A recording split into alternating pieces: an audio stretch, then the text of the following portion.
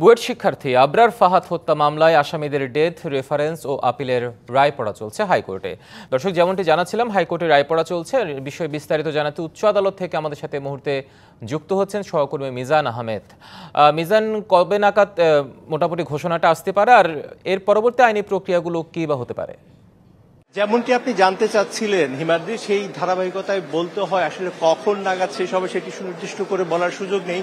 তবে এই মুহূর্তে বিচারপতি এ কে এম আসাদুজ্জামান এবং বিচারপতি সৈয়দ এনায়েত হোসেনের যে দ্বৈত বেঞ্চ যে রায়টি ঘোষণা করছেন, জ্যেষ্ঠ বিচারপতি আসাদুজ্জামান কিন্তু রায়টি পড়ছেন এবং তার সেই পড়ার আমি যতটুকু সময় পর্যন্ত ছিলাম সেই সময় তিনি আইনজীবীদের যে আর্গুমেন্ট বা যুক্তিতর্ক, সেই যুক্তিতর্কগুলো তুলে ধরছিলেন এবং সেই যুক্তিতর্কে যতটুকু আমি শুনেছি, এখানে রাষ্ট্রপক্ষ থেকে যে দাবি করা হয়েছে যে হিনিয়াস ক্রাইম এবং বারবারিক অ্যাক্ট, এই কথাগুলো বেশ কয়েকবার শোনা গেছে, যার মানে হচ্ছে যে জঘন্য একটি অপরাধ হয়েছে এবং একটি দৃষ্টান্তমূলক সাজা প্রয়োজন, যাতে এই সাজাটি অন্য যে কোনো শিক্ষা প্রতিষ্ঠানের জন্য, সারা দেশের শিক্ষার্থীদের জন্য একটি দৃষ্টান্ত হয়ে থাকতে পারে। এবং এই আর্গুমেন্টটি ছিল রাষ্ট্রপক্ষের থেকে।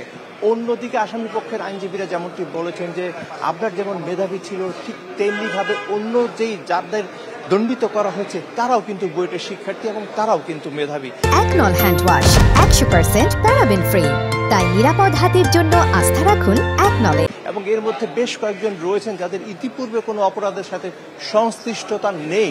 সেক্ষেত্রে এই বিষয়গুলো তারা বিবেচনা করার জন্য আদালতের প্রতি তাদের বিনীত অনুরোধ জানিয়েছেন। এবং সবশেষে চূড়ান্ত কি সিদ্ধান্ত আসে সেটি কিন্তু একান্তই আদালতের এখতিয়ার এবং আদালতই সেই সিদ্ধান্তটি দেবেন।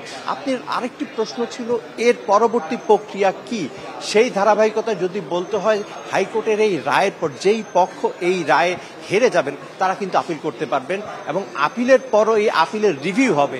এই দুটো ধাপের পরে কিন্তু সেই ক্ষেত্রে কিন্তু বলতে হবে যে এর মধ্যে সবার মৃত্যুদণ্ড বহাল রাখা হয়েছে, এইমাত্র জানতে পারলাম। সেই ক্ষেত্রে বলতে হয় যে যেই আর্গুমেন্টগুলো হয়েছে রাষ্ট্রপক্ষের থেকে, সেই আর্গুমেন্টগুলো গ্রহণ করে সবার মৃত্যুদণ্ডের সাজা বহাল রেখে কিন্তু রায় ঘোষণা করেছে হাইকোর্ট। সেই ক্ষেত্রে পরবর্তী আইনি পদক্ষেপ যেটি হতে পারে যে আসামি পক্ষরা এই যে হাইকোর্টের রায়, সেই রায় প্রকাশিত হওয়ার 30 দিনের মধ্যে এই রায়ের বিরুদ্ধে আপিল বিভাগে আবেদন করবেন। তো এই ছিল সবশেষ পরিস্থিতি। ফিরে যাচ্ছি স্টোরিতে হিমাদ্রি আপনার কাছে। মিজান, আপনাকে ধন্যবাদ আমাদের সাথে যুক্ত হওয়ার জন্য।